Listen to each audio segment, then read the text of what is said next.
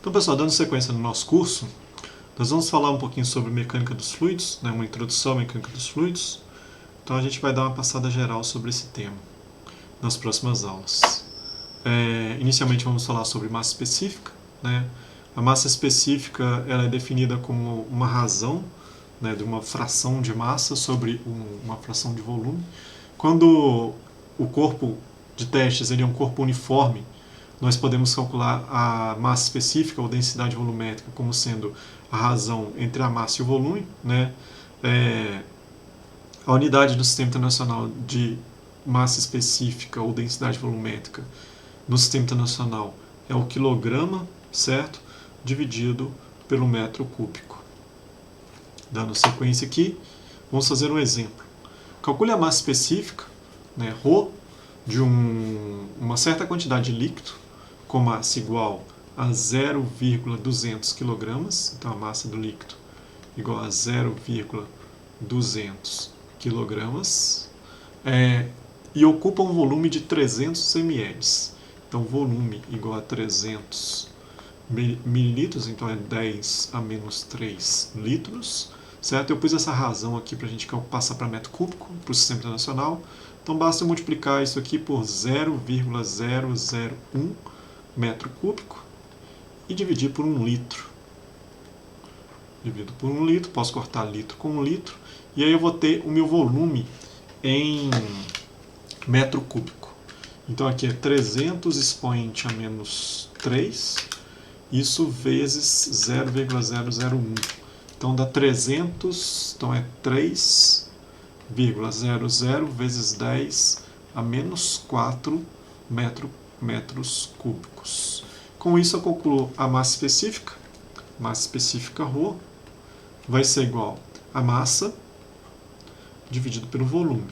A massa são 0,200 kg, né? Dividido pelo volume, 3,00 vezes 10 a menos 4 metros cúbicos. Todas as duas com 3 algarismos significativos, a unidade no Sistema Internacional, quilograma por metro cúbico. Então é 0,2 dividido por 3 expoente a menos 4. Isso vai dar 666,66666. Eu vou arredondar isso aqui para 667, 3 significativos, né, no Sistema Internacional, quilogramas por metro cúbico. Né? Dando sequência, nós vamos falar sobre pressão. Né? Então, para falar sobre pressão, a gente vai considerar esse recipiente aqui, que contém esse êmbolo. Esse êmbolo ele contém uma área, né, A. Sobre essa área aplica-se uma força, né, e aí nós podemos definir a pressão. Né? Então considere, aqui no caso, uma força ΔF aplicada sobre o êmbolo. A pressão do fluido é definida sobre a pressão, sobre a força sobre a área. Certo? Se a força é uniforme, né, e em uma superfície de área A, então a pressão é força sobre área. A unidade do Sistema Internacional é o Newton por metro quadrado, certo? Deixa eu dar o próximo slide aqui. É Newton por metro quadrado, que também é chamado de Pascal, certo? Então nós temos uma relação aqui, né, Newton por metro quadrado, e nós podemos também comparar com a pressão atmosférica. Então uma atmosfera é 1,01 vezes 10 a quinta Pascal, ou Newton por metro quadrado, certo? Vamos fazer um exemplo. Qual é o módulo da força que a atmosfera exerce sobre o alto da cabeça de uma pessoa, que tem área da ordem de 0,040 metros quadrados? Então a área aqui que a gente vai utilizar é igual a 0,040 metros quadrados. Sobre a cabeça da pessoa tem uma pressão de 1 atmosfera, mas nós sabemos que uma atmosfera é 1,01 vezes 10 a quinta Pascal, ou Newton por metro quadrado. Certo? Então ele quer saber qual que é a força. Nós sabemos que pressão é força, o módulo da força sobre a área. Então a força aplicada é a pressão vezes a área. O módulo da força aplicada é pressão vezes a área. Então a força aplicada vai ser igual à pressão 1,01 vezes 10 à quinta Pascal, vezes a área, que é 0,040 metros quadrados. Fazendo essa conta aqui, 1,01 expoente à quinta, vezes 0,04. Dá 4,04. Então a força aplicada aqui é 4,04 vezes 10 a terceira newtons. Dando sequência, agora a gente vai considerar o fluido em repouso, né? Então nós temos um fluido em repouso, que está representado aqui nessa figura, e dentro desse fluido em repouso a gente vai pegar uma certa área do fluido. Então aqui eu peguei também o mesmo fluido, né? No caso aqui água, e aí eu separo uma área desse fluido. Essa área ela tem seu peso, né? Então a gente considera um cilindro com água em repouso. Da segunda lei de Newton, nós temos que a resultante das forças é massa vezes aceleração, mas quando está em repouso, a aceleração é igual a zero. Então eu tenho a resultante das forças. Eu tenho a força, né, que essa parte de baixo da água exerce sobre essa parede, né, uma parede imaginária aqui, para cima, né, a força que é F2, e para baixo eu tenho a força que essa coluna de água exerce sobre a parede de cima, e tem o peso devido à água. Então aqui eu pego a resultante das forças, né, eu tenho positivo a força F2, e para baixo negativo a força F1 e o peso, né, isso é igual a zero. Então eu tenho que a força F2 é a força F1 mais o peso. Pois bem, voltando aqui atrás, eu sei que pressão é igual a força sobre área, o módulo da pressão é força sobre área, e disso aqui eu tenho que força é igual, o módulo da força é igual a pressão vezes a área. Então vou substituir esse F2 aqui sobre uma pressão 2 vezes a área, que é a área aqui na parede de baixo, a área da parede de baixo desse cilindro com água. E a F1 vai ser a pressão de cima vezes a área, tá certo? Então fazendo essa substituição, eu tenho que a pressão 2, né, vezes a área, que é relativa à força F2, o módulo da força F2, aqui é o módulo da força F1, e aqui é o peso. Mas de onde que vem esse ρVg? Nós sabemos que a densidade é massa sobre volume, né? Ou ainda que massa é a densidade ρ, a densidade volumétrica ρ, vezes o volume V, certo? Então isso é peso, isso é massa. Isso aí que peso é massa vezes a aceleração da gravidade. Substituindo essa massa aqui, eu vou ficar com a densidade vezes o volume vezes a aceleração da gravidade. Que é o que está aqui, que é a massa, quer dizer, o peso relativo àquele bloco de água que eu selecionei. Lembrando que volume é a área vezes a altura, certo? E que a altura lá da nossa ilustração é dado por y2 menos y1 menos y2, o y1 está em cima, tá certo? Então nós temos que a pressão 2 vezes a área, isso vai ser a pressão 1 vezes a área, mais ρ, né, substituindo o volume, a área vezes a altura, a y1 menos y2 vezes a aceleração da gravidade. Todo mundo aqui está multiplicado pela área, então eu posso dividir todo mundo pela área. Aqui vai ficar a pressão 2, vai ser igual a pressão 1, mais a densidade volumétrica do fluido, da água, vezes a aceleração da gravidade, vezes a variação de altura. Fazendo a altura aqui, y1 igual a 0 e a y2 igual a menos h, e a pressão 1, a pressão atmosférica, P0, né, a pressão na parte de cima aqui, a pressão atmosférica, e a pressão 2 igual a P, nós obtemos essa expressão, que é uma expressão que nos diz que a pressão, né, quando você mergulha em um fluido, ela não depende do volume do fluido, mas apenas da profundidade do fluido, certo? Então, ela depende apenas da profundidade quando esse fluido está em equilíbrio, né? Nós consideramos um fluido com aceleração igual a zero ali, um fluido em repouso. Feito isso, vamos fazer um exemplo. Um mergulhador novato pratica em uma piscina, inspira ar suficiente do tanque para expandir totalmente os pulmões antes de abandonar o tanque a uma profundidade L e nadar para a superfície. Ele ignora as instruções e não exala o ar durante a subida, certo? Ao chegar na superfície, a diferença de pressão externa, né, a que está submetido, e a pressão do ar é de 9,3. Então essa diferença de pressão, peraí que eu caneta aqui. A diferença de pressão vai ser igual a 9,3 vezes 10 a terceira Pascal, né? 9,3 kPa. De que profundidade ele partiu? Né? Eu peguei aqui na internet a densidade volumétrica da água, 997 kg por metro cúbico, certo? Então eu tenho a expressão anterior, né? Pressão é pressão atmosférica mais a densidade do fluido vezes a aceleração da gravidade vezes a altura.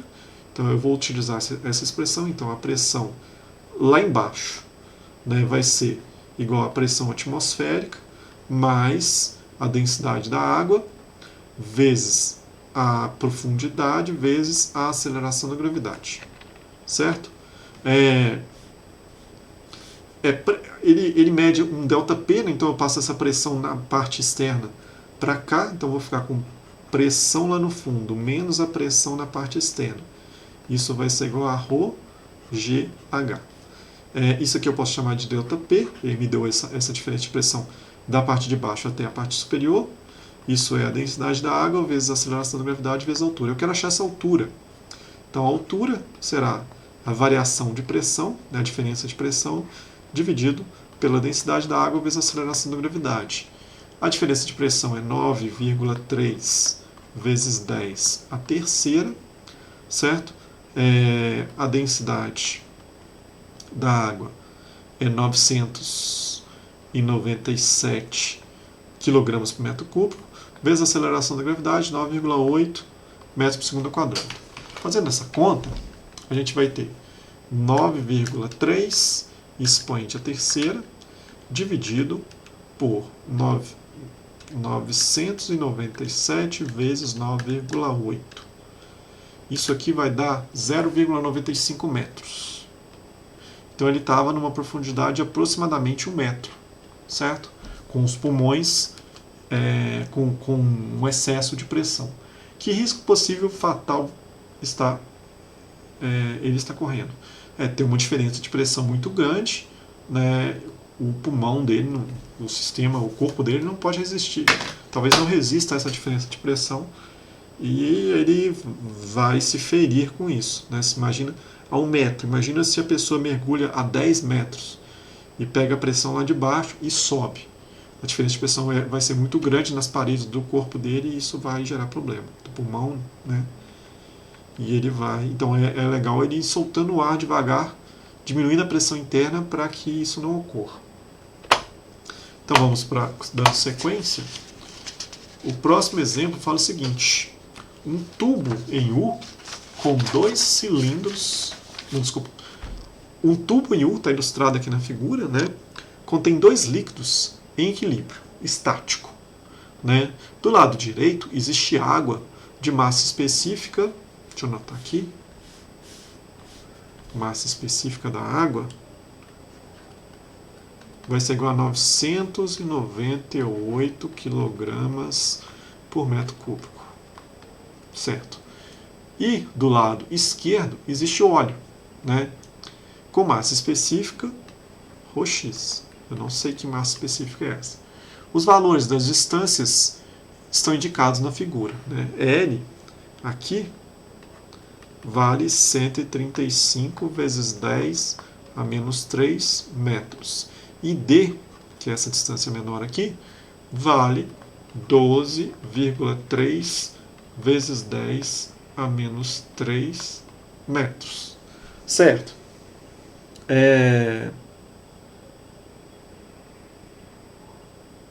Não está aqui não. Dando sequência aqui, então tem a figura. O que acontece? O fluido, a pressão no fluido aqui, né, a pressão nesse fluido, vai depender apenas da altura, dessa altura aqui com relação Deixa eu dar uma olhada aqui.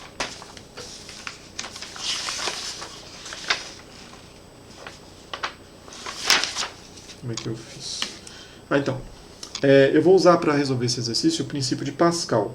Uma variação de pressão aplicada em um fluido incompressível contido em um recipiente é transmitida integralmente para todas as partes dos fluidos e das paredes. O que eu tenho aqui? Eu tenho que a pressão aqui nesse ponto 1, né, para esse fluido estar em equilíbrio, né, a pressão a uma mesma altura, então eu pego uma altura qualquer aqui para estudar. É claro que eu vou pegar essa altura onde eu tenho a mudança aqui da fase onde eu tenho água, né, na interface entre a água e o óleo, para eu calcular, para ficar mais fácil. Então a pressão nesse ponto 1 ela tem que ser igual à pressão nesse ponto 2. Então eu vou chamar que a pressão em A tem que ser igual à pressão do óleo. Certo? Lembrando que a pressão num ponto é a pressão atmosférica mais ρGH, certo? Então as duas pressões têm que ser iguais. Então desse lado aqui eu tenho que a pressão atmosférica, né, que vai estar externa lá, mais a densidade da água, vezes a aceleração da gravidade, vezes a altura da coluna de água. A coluna de água vai até essa altura L aqui, ó, certo? Daqui até aqui, com referencial ao ponto 2. Então, vezes L. Isso vai ter que ser igual à pressão atmosférica mais a densidade do óleo, né, que ele chamou de X, vezes a aceleração da gravidade, vezes a altura de óleo. A altura de óleo é L mais D. Então, aqui, L mais D. Tem pressão aqui atmosférica dos dois lados, eu passo uma para o outro lado, e aí ela vai subtrair uma da outra e vai desaparecer, né? Aqui também todos esse termo aqui que vai ficar e esse termo que vai ficar, todos têm, desculpa, só essa parte aqui tem aceleração da gravidade. Então eu posso dividir pela aceleração da gravidade e eu já vou desaparecer com esse termo. Então eu vou ter que a densidade da água, né, vezes L, isso vai ser igual à densidade do óleo, certo? Vezes L mais D. Então eu tenho que a densidade do óleo vai ser igual à densidade da água vezes L dividido por L mais D. Então a densidade do óleo será a densidade, a massa específica da água, ou a densidade volumétrica, que é 998 kg por metro cúbico, vezes o L, que é 135 vezes 10 a menos 3, dividido por L mais D. Então é 135 vezes 10 a menos 3, mais 12,3 vezes 10 a menos 3.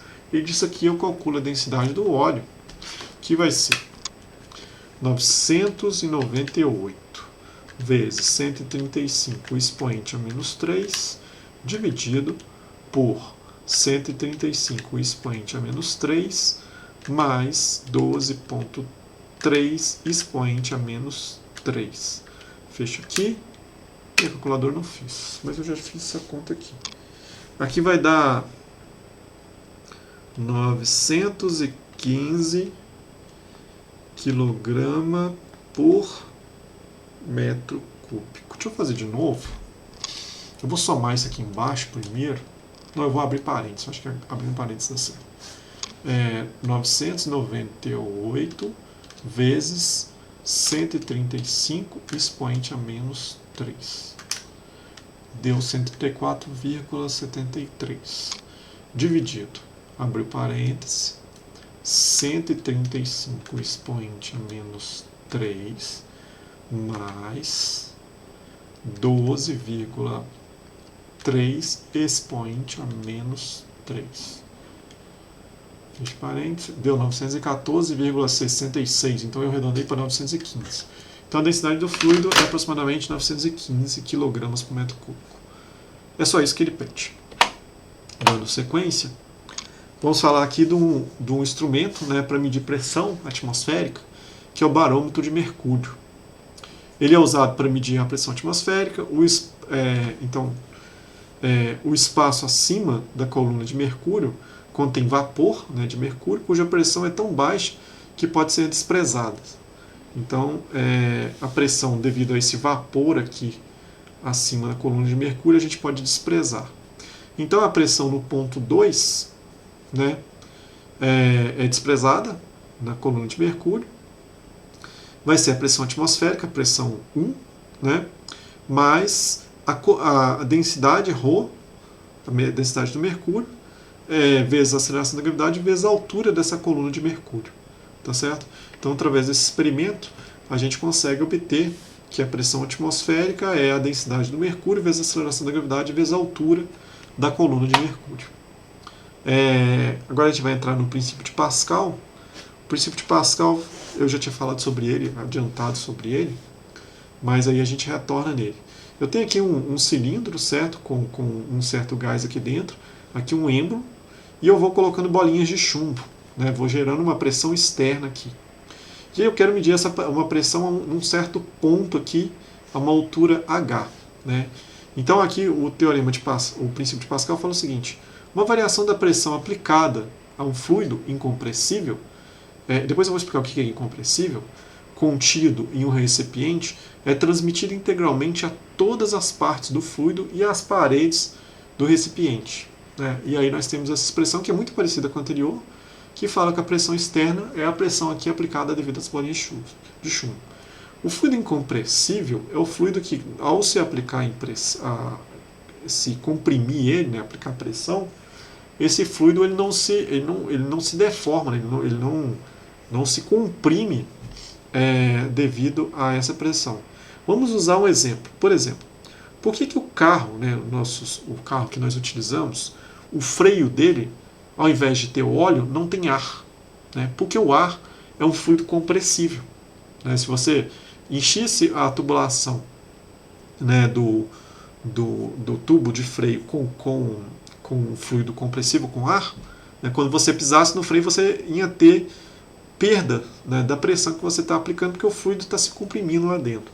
Por isso se usa um óleo que tem ele é quase incompressível, né?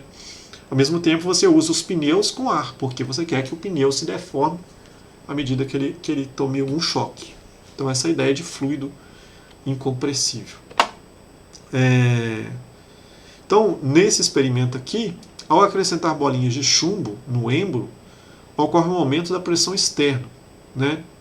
Como a densidade, a aceleração da gravidade e a altura são constantes, a variação da pressão no ponto P é devido à variação da pressão externa. Tá certo? Então, se eu ponho mais bolinhas, eu vario a pressão aqui no ponto P. Aqui tem um exemplo, né? Na figura abaixo é apresentada a ilustração de um sistema hidráulico, né, para levantar carro, né? Então, nós temos aqui numa parte aqui cuja área é menor. Então essa área 1 aqui, né, é igual a 1 centímetro quadrado, certo? É aplicada uma força sobre a área 1, cujo módulo é 300 newtons. Joia? E para a área 2, que é de 100 centímetros quadrados, sai uma força lá que a gente desconhece, certo? Nós sabemos que pressão, né, é força sobre área, joia? E sabemos também, né, que qualquer variação de pressão externa vai se distribuir ao longo de todo o fluido, né, do que está aqui no interior dessa parte hidráulica. Então eu tenho que a pressão pega uma certa altura aqui, por exemplo, a mesma altura aqui, certo? A pressão do lado A1 vai ter que ser igual à pressão do lado A2, certo? Mas pressão é força A1 sobre área A1. Certo? E do outro lado, pressão A2 é força A2 sobre área 2. Então, dessa relação aqui, eu quero encontrar qual força que está saindo do lado A2. Eu tenho que a força do lado A2 vai ser a força A1 vezes A2, força A1 vezes A2, dividido por A1, certo? Então, eu tenho que a força do lado A2 vai ser a força A1, que é de 300 newtons, vezes a área A2, que é de 100 centímetros quadrados, dividido por 1 centímetro quadrado. Aqui é centímetro quadrado também, eu vou cortar centímetro quadrado. Centímetro quadrado, a força A2 vai ser igual a 300 vezes 100. 300 vezes 10 a segunda newtons. Ou força A2 igual a 3,00 vezes 10 a quarta newtons. Então eu consigo multiplicar a minha força utilizando esse sistema de hidráulico, certo? Por exemplo, aqui é para levantar carro,